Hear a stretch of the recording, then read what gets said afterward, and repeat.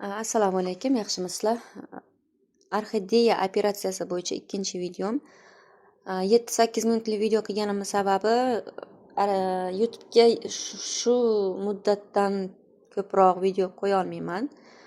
Bitta muammolari bor. O'shuning uchun 7-8 minut qilaman.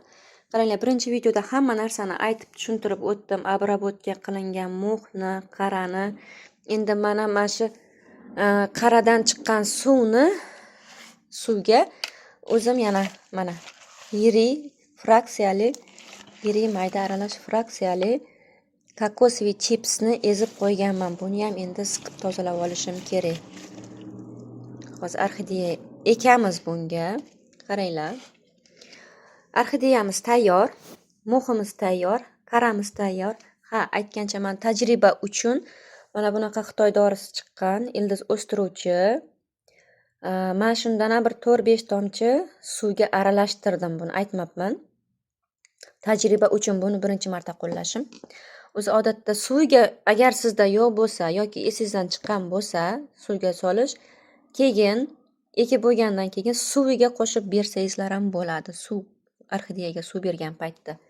Keyin idishlarim faqat tagi teshilgan edi. Men buni atroflarini qo'l bola usulda teshib chiqdim. Mana.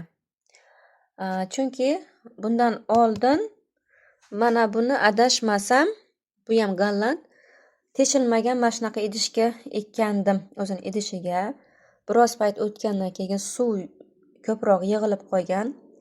Xuddi bularga solgan suvni bunga ham solganman. Bularning atrofi teshilligi hisobiga tez qurigan, bunga ham bu qurmagan. Ya'ni mana bunaqa idishda bo'lgan. Hamma yog'i yopiq idishda bo'lgani uchun bunda yana qaytadan ildiz chirish muammosi boshlanibdi. Buni yana qayta ochib, yana tozalab, yana mana shunaqa idishga ko'chirib qo'ydim yangidan. Hozir bunaqa idishim tugab qolgani uchun xullas hozir men bunaqa idishim tugab qolgani uchun o'zini idishlarini teshib oldim. Endi bunga men hozir yirik fraksiyali chips solaman. Chunki suv solgan paytda idishda drenaj nimasini ham bajaradi-da, bu vazifasini ham bajaradi. Ko'p emas, ozgina solib oldim. Endi buni ustiga ozgina nomiga mo'x solaman, namlik ushlashi uchun. Mana yetadi, shu ko'p kerak emas. Endi ozgina qara ham solaman. O'zini ishlatilgan qarasi, обработка qilingan qara.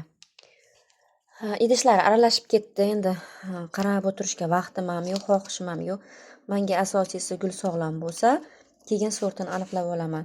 Bularning hammasi adashmasam nima deydi? Orxideyani Phalaenopsis sorti, yana guli katta Big Lip sortidan bo'lishi kerak mana. Gullaganda ko'rib ajratib olsam bo'ladi. Mana ildizlarni mana shunaqa joylashtirdim. Qo'lim bilan qiyin bo'lyapti hozir. Mana bunaqa tayoqchasi bor edi, shuni o'rnatib oldim qisqichlar bilan. Keyin buni ekkan paytda o'zingiz to'g'irlab ekib olish kerak, qiyshayib qolmasligi kerak. Bunga endi men yana 1-2 ta chips solaman. Asosiysi namlik ko'p bo'lib ketmasligi kerak. Bitta qo'l bilan rosa neudobno bo'lyapti.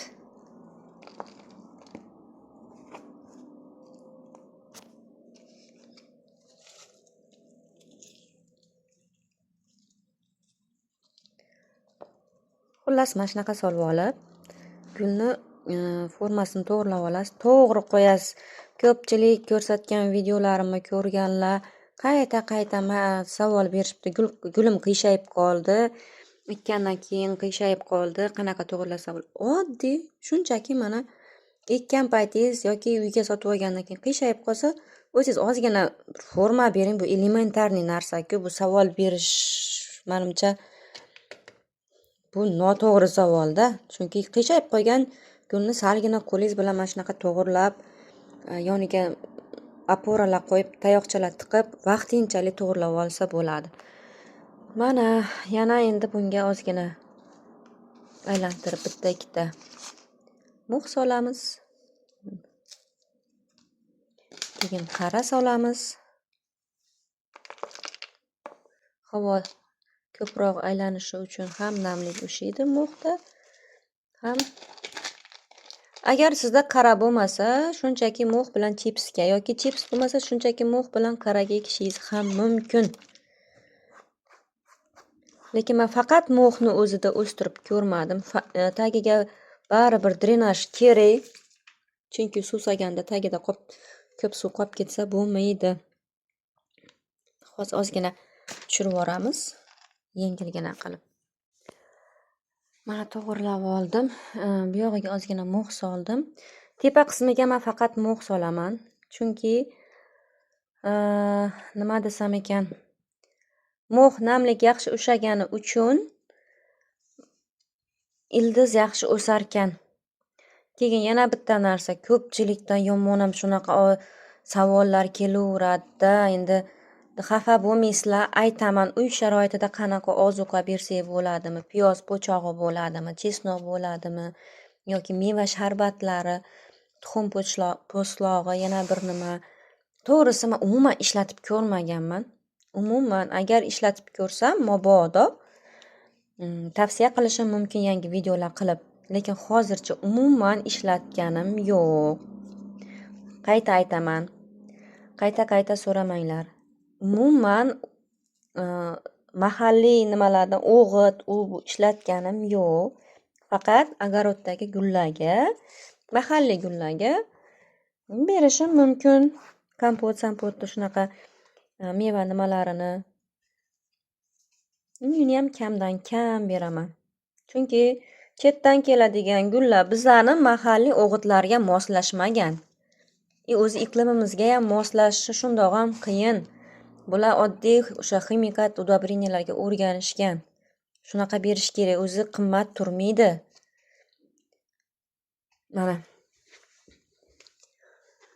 Mana ekib oldim. Havo sirkulyatsiyasi ham zo'r bo'ladi nasib bo'lsa. Endi bunga bugun suv quymayman. Ildizini holatini ko'raman. 2-3 kun o'tsin, hali bu ispareniya bo'ladi. Chunki hammasi nam, ishlatgan narsalarim hammasi nam holatda turib, ispareniya bo'lib, bir-biriga namligi, ildizga namligi o'tadi. Yana bitta narsa qilishim mumkin. Ertaga yoki indinga, agar erinmasam, vaqtim bo'lsa, lekin qilish kerak. Limoniy kislota bilan yana nima qo'shgandim o'tgan safar. Xullas, asosiysi limoniy kislota bo'lsa bo'ldi. Limoniy kislotani yangi nimaga, toza suvga solib, barglarini bir qator tozalab olsa bo'ladi orqa oldin. Faqat mana bu yeriga juda ehtiyot bo'lish kerak. Mana shu yeriga umuman suv yig'ilmasligi kerak. Sprey qilgan paytingizda, mabodo sprey qilsangiz, tuman qilib, yengilgina nomiga shudring tushgandek qilib, mayda qilib sepish kerak. Suv tomchilab, mana bu yerdan qilgan sprey tomchilab mana bu yerga kelishi mumkin emas. Tushundingizlar-a? Orqa tarafi ham shunaqa ko'p sprey qilmaysizlar. Pastiga kelib, mana ikkita bargning orasiga bir tomchi suv tushib qolsa ham, ventilyatsiya yaxshi bo'lmasa, shu yerdan chirish boshlanishi mumkin. Asosiy mana shu yerini ehtiyot qilish kerak. Eng asosiysi shu. Ildiz chirigan paytda ham ildizni kesib tashlasa yangitdan chiqaradi. Mana shu yer agar chirimasa. Endi suv berganda men bunga qanaqa suv beraman? Masalan, men bu kichkina idish butilkada suv berganda men bu yerga solmayman suvni. Sekin-sekinlik bilan mana shu yerdan bir marta tepadan bersam agar bo'lmasa, shundoq idishni suvga tayyorlab turib, bitta botiraman u 1-2-3 deb shundoq tortib olib, suvni tugatib olib qo'yaman. Bo'ldi, boshqa ish kerak emas. Hammaga rahmat, sog' salomat bo'linglar. Hammaga katta rahmat. Nima deydi? Tajriba qilib ko'rishdan qo'rqmanglar. Inshaalloh o'xshaydi. Asosiysi ko'p namlik berib yormasangiz bo'ldi. Fikr mulohazalaringiz bo'lsa, kommentariyada yozib qoldiringlar. Like va kommentariya bosish eslaringizdan chiqmasin. Men bundan motivatsiya olib yana yangi videolar chiqaraman.